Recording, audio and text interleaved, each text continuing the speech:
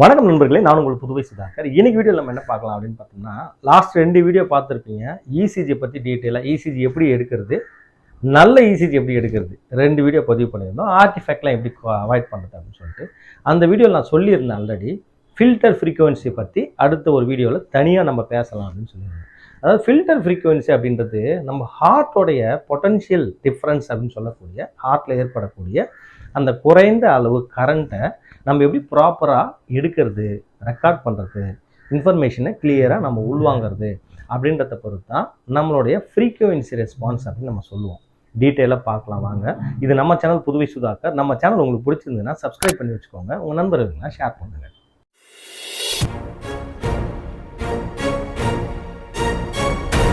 இந்த filter frequency பற்றி தெரிஞ்சுக்கிறதுக்கு முன்னாடி ஹார்ட்டோடைய டிப்பிக்கல் பொட்டன்ஷியல் டிஃப்ரென்ஸ், அதாவது ஃப்ரீக்குவென்சி ரெஸ்பான்ஸ் அந்த ஹார்ட் எவ்வளோ அப்படின்னு பார்க்கணும். அப்படின்னா என்னங்க அப்படின்னு கேட்டிங்கன்னா, ஹார்ட்டில் உருவாகக்கூடிய இந்த கரண்ட்டோடைய வேல்யூ வந்து எதுலேருந்து எவ்வளோ வரைக்கும் அந்த ரேஞ்ச் எவ்வளோ இருக்கும் அப்படின்றது தான். இது பார்த்திங்கன்னா 0.05லேருந்து 100 மில்லிஹெர்ட்ஸ் வரைக்கும் இருக்கலாம். ஸோ இதுக்குள்ளார நம்மளோட ஹார்ட் பொட்டன்ஷியல் எங்கே வேணாலும் வரலாம்.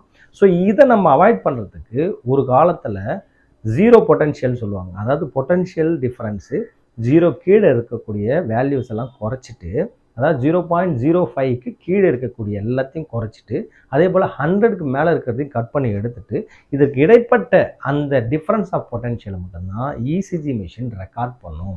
ஏன்னா அதை அப்படி இல்லைன்னா 100 ஃப்ரீக்குவென்சி மேலே போச்சுன்னா இசிஜி ஒரே டிஸ்டர்பன்ஸாக வரும். ஸோ இதை அவாய்ட் பண்ணுறது தான் நம்ம ஃப்ரீக்குவென்சி ரெஸ்பான்ஸ் அப்படின்னு சொல்கிறோம். ஸோ இப்படி இருக்கக்கூடிய இந்த அதாவது நான் சொன்னேன்ல 0.05 to 100 மில்லிஹெர்ட்ஸ், இதுதான் ஹார்ட்டோட டிப்பிக்கல் பொட்டன்ஷியல் டிஃப்ரென்ஸ். ஆனால் இப்போ இருக்கக்கூடிய மிஷினில் இதையே நம்ம கஸ்டமரைஸ் பண்ணலாம். ஒரு டிப்பிக்கலாக ஒரு இடத்துல போகிறோம், ஒரு ஐசியூவில் போய் ஒரு இசிஜி எடுக்கிறோம், பயங்கர டிஸ்டர்பன்ஸாக இருக்குது. அந்த இடத்துல பார்த்தீங்கன்னா 2 டைப் ஆஃப் ஃபில்டராக இதை பிரிக்கலாம். எப்படின்னு பார்த்தீங்கன்னா, high pass filter, low pass filter அப்படின்னு சொல்லுவாங்க. ஹை பாஸ் ஃபில்டர்னால் அதிகமான ஃப்ரீக்குவென்சி இருந்ததுன்னா அதை கட் பண்ணி எடுத்துரும். லோ பாஸ் ஃபில்டர் அப்படின்னா குறைஞ்சபட்ச அளவு வந்து கட் பண்ணி எடுத்துரும். இப்போ பார்த்தீங்கன்னா ஹை பாஸ் ஃபில்டர் நம்ம மேக்ஸிமம் 40 ஹெர்ட்ஸ் வரைக்கும், இன்னும் ஒரு சில மிஷினில் 20 ஹெர்ட்ஸ் வரைக்கும் கொடுக்குறாங்க. 20 ஹெர்ட்ஸ்னால் 20க்கு மேலே இருக்கிற எல்லாத்தையுமே கட் பண்ணி எடுத்துரும். அதே போல் பார்த்தீங்கன்னா லோ பாஸ் ஃபில்டரில் 0.5 வரைக்குமே கொண்டு வந்து வச்சுக்கும். ஸோ அப்படி வைக்கும்போது என்ன ஆகும்னு பார்த்தீங்கன்னா 0.5 வரைக்குமே நமக்கு பொட்டன்ஷியல் டிஃப்ரென்ஸை கொண்டு வந்து நிறுத்திடும். அப்படி இருக்கும்போது டிப்பிக்கலாக ஹார்ட்டோட சிக்னலை மட்டும் ரெக்கார்ட் பண்ணும். எல்லா டைம்லேயும் இது பண்ண முடியும்னா கொஞ்சம் ப்ராப்ளம் தான். ஏன்னு கேட்டோம்னா, ஒரு 20 மில்லிஹெர்ட்ஸ் வைக்கிறோன்னா ஹார்ட்டோட பொட்டன்ஷியல் டிஃப்ரென்ஸ் ஒரு 30யோ 40யோ வருதுன்னா அதை காமிக்காது. ஸோ அப்புறம் வேறு எதுக்காக இதை யூஸ் பண்ணுறோம் அப்படின்னு பார்த்தோம்னா, இப்போ வந்து ஒரு டிஎம்டி ட்ரெட்மில் டெஸ்ட்லாம் பண்ணுறோன்னு வச்சுங்க. அந்த மிஷினுக்கு வந்து பொட்டன்ஷியல் டிஃப்ரென்ஸ் 100 வச்சோம்னா டிஸ்டர்பன்ஸ் நிறைய வரும். ஏன்னா பேஷண்ட் மூவ் பண்ணிகிட்டே இருக்கிறாங்கல்ல, அதனால் ஏற்படக்கூடிய டிஸ்டர்பன்ஸும் அதில் காமிக்கும். அந்த இடத்துலலாம் பார்த்தீங்கன்னா பொட்டன்ஷியல் டிஃப்ரென்ஸ் கண்டிப்பாக ஒரு 20 மில்லிஹெர்ட்ஸ் கரண்ட்லேயே வச்சுருப்பாங்க. ஹை பாஸ் ஃபில்டர் நான் சொல்கிறது. லோ பாஸ் ஆஸ் யூஷுவல் வந்து ஒரு 0.5 வரைக்கும் வச்சா போதும். எல்லா இடத்துலையுமே இது யூஸ் ஆகுங்க. நீங்கள் இப்போ ஒரு பேஸ் மேக்கர் பேஷண்ட் எடுக்கிறோன்னா அந்த இடத்துல கூட நீங்கள் பொட்டன்ஷியல் அந்த ஃப்ரீக்குவென்சி டிஃப்ரென்ஸ் வந்து ப்ராப்பராக எது வந்து ஆப்டாக இருக்குன்றதை கஸ்டமரைஸ் பண்ணுறதுக்கு தான் ரொம்பவே உதவுது. டெக்னீஷியனுக்கே நிறைய டெக்னீஷியனுக்கு இது தெரியறதில்லை, என்னன்னு கூட அவங்களுக்கு தெரியறதில்லை. ஆனால் ஒரு மெஷின் ஒரு ப்ராப்பரான டெக்னீஷியனாக கண்டிப்பாக ஃபில்டர் ஃப்ரீக்குவென்சி வேல்யூ அவங்க ரொம்ப கிளியராக தெரிஞ்சிருக்கணும். ஏன்னா எந்த பேஷண்ட்டுக்கு எந்த மாதிரி ஃபில்டர் ஃப்ரீக்குவென்சியில் வச்சு எடுத்தோம்னா ஒரு கிளியராக டாக்டர் படிக்கக்கூடிய அளவுக்கு எளிமையாக பேஷண்ட்டோடைய கண்டிஷனை டயக்னோஸ் பண்ணுற அளவுக்கு நல்ல இசிஜி எடுக்கிறதுக்கான ஒரு வாய்ப்பை வந்து இது கொடுக்குன்னே சொல்லலாம். இப்போ நீங்கள் பார்த்துட்டு இருக்கிற இந்த மிஷின் என்னென்னு பார்த்தீங்கன்னா, ஜிஇ அப்படின்னு சொல்லக்கூடிய கம்பெனியோடைய மேக் 2000 அப்படின்னு சொல்லக்கூடிய மாடலு. இப்போ நம்ம இசிஜி ரெக்கார்ட் பண்ணிட்டு இருக்கிறோம். இப்போ பாருங்கள் 100 மில்லிஹெர்ட்ஸில் இருக்குது. கீழே பார்த்தீங்கன்னா தெரியும் உங்களுக்கு. இப்போ இசிஜி எப்படி இருக்குது பாருங்கள், எவ்வளோ ஆர்டிஃபேக்ட் வந்துட்டு இருக்கு பாருங்கள். இப்போ 20க்கு மாற்றிடுறனால மாற்றும் போது பார்த்தீங்கன்னா அப்படியே கம்ப்ளீட்டாக கிளியர் ஆகுது பாருங்கள் இசிஜி. ஸோ ஒவ்வொரு ஃப்ரீக்குவென்சி நான் மாற்றி காமிக்கிறேன். இப்போ பாருங்கள் நான் இப்போ 40க்கு மாற்றிட்டேன். இப்போ பாருங்கள் ஓரளவுக்கு வந்து இந்த டிஸ்டர்பன்ஸ் இல்லாமல், ஆனால் 20 அளவுக்கு இல்லை பாருங்கள். பாருங்கள், அந்த அளவு கிளாரிட்டி இல்லை, பட் மீடியமாக இருக்குது. அப்போ வந்து வேவ்ஸும் ஓரளவுக்கு நல்லா தெரியும். இப்போ அகைன் 100 மில்லிஹெர்ட்ஸில் பாருங்கள் எவ்வளோ டிராஸ்டிக்கான சேஞ்சஸ் இருக்குது பாருங்கள், எவ்வளோ டிஸ்டர்பன்ஸ் இருக்குது பாருங்கள். அதனால் இந்த பேஷண்ட் வந்து ஒரு போஸ்ட் ஆப்ரேட்டிவ் பேஷண்ட்டு. அவர் வந்து ரொம்ப ஷிவரிங்கில் இருக்கார், ரொம்ப குளிருது அப்படின்னு சொல்லக்கூடிய ஒரு சூழல் எடுத்துகிட்டு இருக்கிறோம். அதனால் மேக்ஸிமம் இந்த பேஷண்ட் பார்த்தீங்கன்னா நம்ம ஒரு 20 மில்லிஹெர்ட்ஸில் வந்து எடுத்தோம்னா ரெக்கார்டிங் வந்து நல்லா தெளிவாக வரும்னே சொல்லலாம். இப்போ நம்ம ரெக்கார்ட் பண்ணலாம். ரெக்கார்ட் பண்ணுறது வந்து ரொம்ப மினிமம் ஃப்ரீக்குவென்சி வேல்யூவாக 20 மில்லிஹெர்ட்ஸ் வந்து லோ பாஸ் வச்சு நம்ம ரெக்கார்ட் பண்ணுறோம். இப்போ ரெக்கார்ட் பண்ணும்போது அவுட்புட் பாருங்கள் எவ்வளோ கிளியராக இருக்குது பாருங்கள். ஸோ இப்போ நம்ம இந்த ஃப்ரீக்குவென்சியை மட்டும் சேஞ்ச் பண்ண நமக்கு தெரியலனா எவ்வளோ தான் பேஷண்ட் நம்ம கம்ஃபோர்ட் பண்ணாலும் நமக்கு ஒரு கிளியர் இசிஜி கிடைக்கிறதுக்கான வாய்ப்பே இல்லைன்னு சொல்லலாம், பர்டிகுலராக போஸ்ட் ஆப்ரேட்டிவ் கண்டிஷனில். இப்போ நெக்ஸ்ட்டு நீங்கள் பார்க்கக்கூடிய மிஷின் வந்து என்னென்னு பார்த்தீங்கன்னா, இது வந்து ஒரு ஃபிலிப்ஸோடைய ட்ரிம் சீரியஸ்லேருந்து அடுத்து TC20 அப்படின்னு சொல்லுவாங்க இந்த மாடலு. இப்போ இதில் வந்து ஃப்ரீக்குவென்சி நம்ம செக் பண்ணோம்னா உள்ள செட்டிங்கில் கான்ஃபிகரேஷன் செட்டிங் உள்ளே போய் தான் பார்க்க முடியும். அங்கே பாருங்கள் ஃபில்டர்னு ஒரு கீ இருக்குது, அதை நான் ப்ரெஸ் பண்ணுறேன்.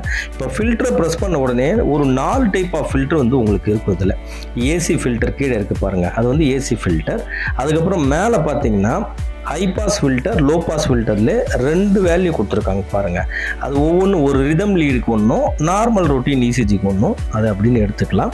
இப்போ இதில் பார்த்தீங்கன்னா ஃபில்டர் ஃப்ரீக்வன்சி வந்து 0.05லேருந்து 0.5 வரைக்கும் ஒரு ஹை பாஸ் ஃபில்டரும், லோ பாஸ் ஃபில்டர்னா 40லேருந்து 150 வரைக்கும் வேல்யூ இருக்குது பாருங்கள். இப்போ நம்ம வந்து மேக்ஸிமம் ஃபில்டர் வச்சுருக்கோம் இதில் 0.5லேருந்து 40 மில்லிஹெர்ட்ஸ் வரைக்கும். ஸோ அதனால் இப்போ இந்த ஃப்ரீக்குவென்சியில் நம்ம பார்க்கும்போது மேக்ஸிமம் ஃபில்டர் ஆகி நமக்கு வந்து இசிஜி கிளாரிட்டியாக கிடைக்கும். எல்லா டைமும் இந்த மேக்ஸிமம் ஃப்ரீக்குவென்சி நம்ம எதிர்பார்க்கக்கூடாது, ஏன்னா வேவ்ஸோட கிளாரிட்டி குறைஞ்சிடுன்னே சொல்லலாம். நம்ம ஆவரேஜாக பார்க்க போனோம்னா 0.05லேருந்து 100 மில்லிஹெர்ட்ஸில் எடுக்கிறது தான் ஒரு நல்ல டெக்னீஷியன் குவாலிட்டியான இசிஜியும் வித் குட் ஃப்ரீக்குவென்சி ரெஸ்பான்ஸோட எடுக்கிறது ரொம்ப முக்கியம்னு சொல்லலாம். அதே போல் இப்போ பார்க்கக்கூடிய இந்த மிஷின் என்ன பார்த்தீங்கன்னா பிபிஎல் மிஷின், இந்தியன் மேக் மிஷின்னே சொல்லலாம். இதுலேயும் கஸ்டமரைசேஷன் நல்லாவே கொடுத்துருக்காங்க. இப்போது இந்த மிஷினில் பார்த்தீங்கன்னா ஒரு 4 டைப் ஆஃப் ஃபில்டர்ஸ் இருக்குங்க. நம்ம ஜென்ரலாக இப்போ ஃப்ரீக்குவென்சி ரெஸ்பான்ஸை பொறுத்தளவுக்கு ஹை பாஸ், லோ பாஸ், அப்புறம் ஏசி ஃபில்டர் பார்த்துருப்பீங்க. இங்கே பாருங்கள் நான் ஃபில்டர் ப்ரெஸ் பண்ணுறேன். இப்போ இதில் பார்த்தீங்கன்னா 4 டைப் ஆஃப் ஃபில்டர் இருக்குது பாருங்கள். ஒன்று லோ பாஸ் ஃபில்டர், ரெண்டாவது ஹை பாஸ் ஃபில்டர், அப்புறம் ஏசி ஆல்டர்னேட்டிங் கரண்ட்டுக்காக ஒரு ஃபில்டர், அது இல்லாமல் இஎம்ஜி ஃபில்டர்னு கொடுத்துருக்காங்க பாருங்கள். இது வந்து ரொம்ப முக்கியம்னு சொல்லலாம். ஏன்னா மசில் மூமெண்ட்னால, மசில் ஸ்ட்ரெச் பண்ணி பேஷண்ட் வச்சுருக்கிறதுனால ஏற்படக்கூடிய அந்த டிஸ்டர்பன்ஸ்லாம் குறைக்கிறதுக்கு ஒரு ஃப்ரீக்குவென்சி ரெஸ்பான்ஸ் வச்சுருக்காங்க. இது இந்த ஹை பாஸும் லோ பாஸும் ஃபில்டர் பண்ணதுக்கப்புறம் இது ஒர்க் ஆகும்னே சொல்லலாம். ஸோ இப்போ பாருங்கள் இதில் வந்து ஃபில்டர் கஸ்டமரைசேஷனில் லோ பாஸ் ஃபில்டர் பாருங்கள் 75லேருந்து தான் ஸ்டார்ட்டே ஆகுதுன்னு சொல்லலாம். அதுக்கப்புறம் 100 இருக்குது, 150 இருக்குது, 300 வரைக்கும் ஃபில்டர் ஃப்ரீக்வன்சி வச்சுருக்காங்க. ஆனால் ஐபாஸ் ஃபில்டரில் பார்த்தீங்கன்னா 0.01 வரைக்கும் வச்சுருக்காங்க. மோர் கஸ்டமரைசேஷன். இதில் நமக்கு எந்த பேஷண்ட்டுக்கு எப்படி தேவையோ அப்படி எடுக்கலாம். பட் ஒன்லி திங் என்னென்னா இந்த லோ பாஸ் ஃபில்டரில் ஒரு 40 வரைக்கும் வச்சுருந்தா இன்னும் கிளாரிட்டி நமக்கு கிடைக்கிறதுக்கான வாய்ப்பு இருந்திருக்கும். ஆனால் பட் அதுக்கு பதில் தான் இந்த இஎம்ஜி ஃபில்டர் வச்சுருக்காங்க. ஸோ இந்த இஎம்ஜி ஃபில்டர் வந்து அந்த வேலையை செய்யனே சொல்லலாம். ஸோ இப்போ நீங்கள் பார்த்த ஃபில்டர் ஃப்ரீக்வன்சியை பொறுத்த அளவுக்கு ரொம்ப பெட்டரான ஃப்ரீக்வன்சி ரெஸ்பான்ஸ் எதில் இருக்குது அப்படின்னு பார்த்தோம்னா இந்த பிபிஎல் இந்தியன் மேக் மிஷினில் இருக்குன்னே சொல்லலாம். ஸோ ஃபில்டர் ஃப்ரீக்வன்சியில் என்னென்ன பார்த்தோம்? High pass filter, low pass filter. Wandering base line வராமல் இருக்கிறதுக்கு ஒரு ஃபில்டர் யூஸ் பண்ணுறாங்க.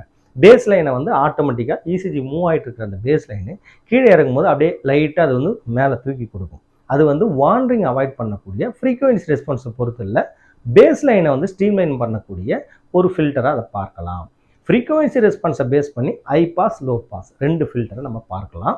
இது பார்த்தீங்கன்னா இது ஹெச்பி மிஷினில் 3 டைப் ஆஃப் ஃபில்டர் நம்ம பார்க்குறோம். இன்னும் நீங்கள் பிபிஎல் மிஷின்லாம் பார்த்தீங்கன்னா 4 டைப் ஆஃப் ஃபில்டர் கொடுத்துருப்பாங்க.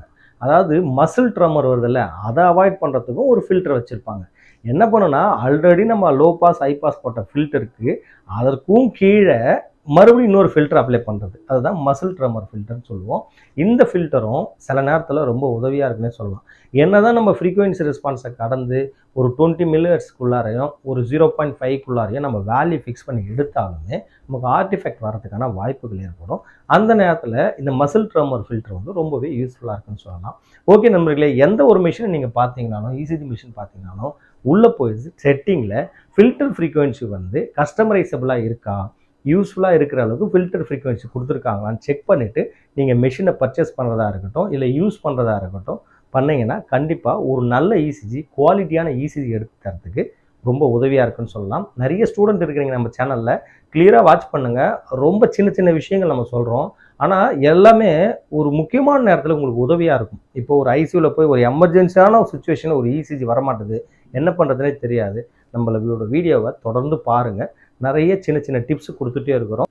ஓகே நண்பர்களே, இந்த காணொலி கண்டிப்பாக உங்களுக்கு ஒரு உதவியாக இருக்குன்ற நம்பிக்கையோட மீண்டும் சந்திப்போம். நான் உங்கள் புதுவை சுதாகர். நன்றி, வணக்கம்.